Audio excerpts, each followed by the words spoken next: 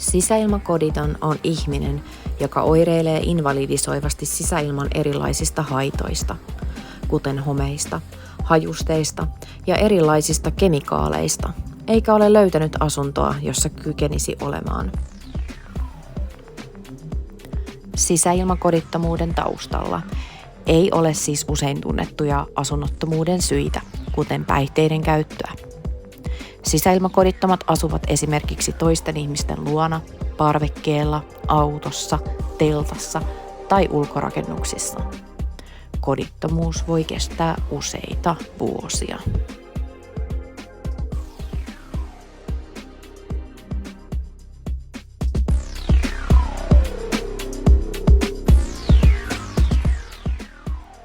Tällä hetkellä apua ei ole saatavilla. Yhteiskunta ei tarjoa apua sisäilmakodittomille ja selviäminen on usein lähipiirin varassa. Sisäilmakodittomuus johtaa usein työttömyyteen, tulottomuuteen ja syrjäytymiseen.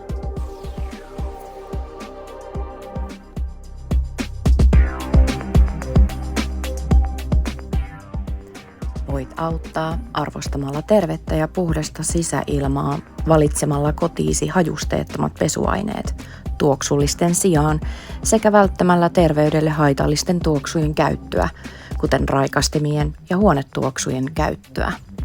Tutustu terveeseen rakentamiseen ja valitse tai vaadi asunnon pintamateriaaleiksi päästöttömiä tai vähäpäästöisiä materiaaleja. Korjaa tai korjauta kosteusvauriot ajoissa. Teethän asunnon loppusiivouksen hajusteettomilla siivousaineilla. Hajusteeton sopii kaikille. Näin vähennät kodittomuutta ja luot esteettömyyttä. Mene osoitteeseen www.hajusteyliherkkyys.com. Vertaistukea Facebookista löydät hakusanalla MCS Finland.